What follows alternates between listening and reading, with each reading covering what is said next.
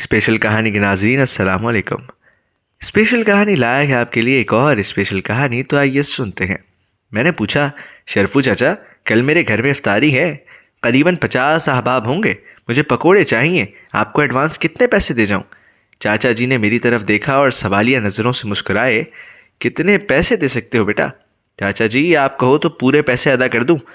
चाचा मुझे एक अरसे से जानते थे, इसलिए बेझिझक मुझसे मुतालबा कर लिया करते थे। मैंने असल कीमत से ज़्यादा पैसे निकाले और चाचा जी के सामने रख दिए। चाचा जी ने पैसे उठाए और मुझे देते हुए बोले, बेटा वो सामने सड़क के उस पार उस बूढ़ी औरत को दे आओ। फिर चाचा जी आगे बोले, कल आकर अपने समोसे पकौड़े ले जाना। बेटा मेरी परेशानी तुमने हल कर दी। इफ्तारी का वक्त करीब है और मेरे पास इतने पैसे जमा नहीं हुए थे कि उसे दे सकता। अब बेचारी चंद दिन सहरी और इफ्तारी की फिक्र से आज़ाद हो जाएगी। मेरे जिस्म में ठंडी सी लहर दौड़ गई।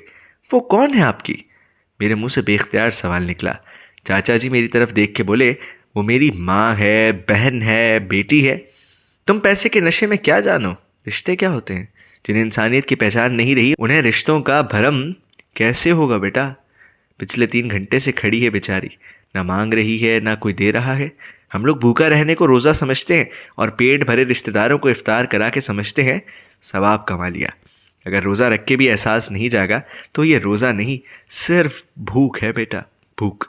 मैं बोझल कदमों से उस बुढ़िया की तरफ जा रहा था और सोच रहा था, अपने ईमान का वज़न कर रहा था। ये मेरे हाथ में पैसे मेरे नहीं थे, गरीब पकोड़े वाले चाचा के थे। मेरे पैसे तो रिश्तों को इस्तेवार कर रहे थे। चाचा जी के पैसे अल्लाह की रज़ा को हासिल करने जा रहे थे। मैं सोच रहा था कि उस बुढ़िया में माँ, बहन और बेटी मुझे क्यों दिखाई नहीं दी।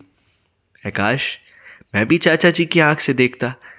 काश तमाम साहिबान हैसियत भी इसी आंख के मालिक होते।